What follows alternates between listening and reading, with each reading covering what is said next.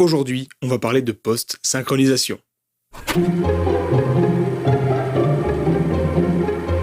Et oui, aujourd'hui est un grand jour car nous sommes obligés de parler de post-synchro, puisque nous n'avons plus de son direct. En effet, comme vous pouvez le constater, ma voix est réenregistrée après le tournage. Pour le moment, ce n'est pas terrible, mais nous allons apprendre à faire mieux. À ce propos, comment ça se fait qu'on n'ait pas de son direct? Où est Helmut? Il était trop chiant depuis la dernière fois, alors je l'ai mis dehors qu'il se balade un peu. T'es sérieux? Mais il va se sauver, il va pas retrouver le chemin de la maison. Mais si, c'est un bon micro. Il va pas faire de bêtises. Je pars à sa recherche.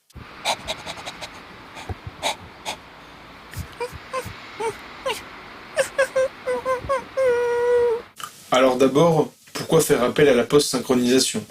Eh bien, pour plusieurs raisons. Imaginons que vous ayez perdu votre prise de son, ou qu'elle soit inutilisable à cause d'un bruit de fond trop fort. Ou même pour rendre un peu plus crédible le jeu d'un acteur. Toutes ces raisons sont bonnes pour faire appel à la post-synchro.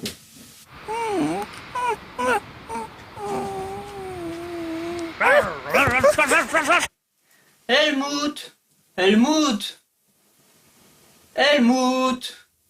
Pour faire cela bien, assurez-vous d'enregistrer dans une pièce dont la sonorité est similaire. Évitez d'enregistrer vos phrases de dehors si votre scène se passe à l'intérieur et vice-versa. Helmut! Helmut? Helmut! Helmut! Mais ce n'est pas tout. Pour être sûr d'arriver à un bon résultat, il va falloir que cela soit bien synchrone. Enregistrez-vous en regardant en même temps la scène pour coller au leaping. Vous aurez bien entendu besoin de plusieurs essais pour que cela colle parfaitement. Alors n'hésitez pas à recommencer plusieurs fois. Voilà, celle-là était synchrone. Non?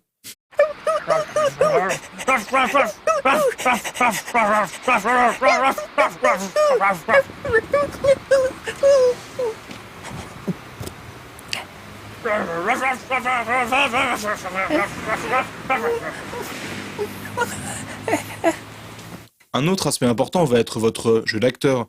En effet, dans les conditions d'un enregistrement, vous aurez toujours tendance à être un petit peu plus calme et à parler moins fort. Alors, faites un effort et bougez-vous!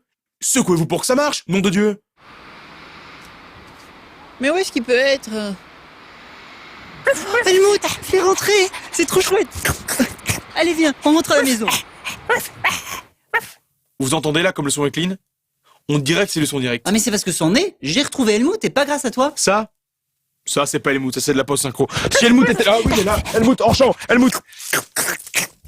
Oust! Mais oui, bah voilà, ça va, c'est du son direct, c'est pas non plus la peine de faire cette tête. Helmut! On l'a vu. Bon, ça aurait pu être bien que ça soit post... Enfin bon. Voilà.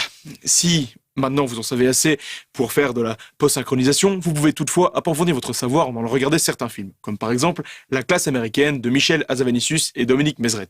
C'est un film qui, pour ceux qui ne le connaissent pas, ont été réalisés à partir de 170 extraits du film. Il a donc été entièrement post-synchronisé, les 170 films étant des films américains de Warner Bros. C'est un petit exploit qui a été réalisé en 92 et depuis, plusieurs autres réalisateurs se sont testés à cet exercice, comme Mosinor dans le courant des années 2000 sur Internet, ou encore Nicolas et Bruno plus récemment, qui ont repris un peu le même exercice, mais cette fois, contrairement au film de Michel Hazanavicius, à la demande des productions, ce qui est assez important pour être souligné, comme quoi dans notre métier, tout est possible. Alors n'oubliez pas, regardez des livres, lisez des films et vive le cinéma. J'ai 14 ans et c'est l'hiver, je passe à nouveau quelques mois à la montagne pour ma santé.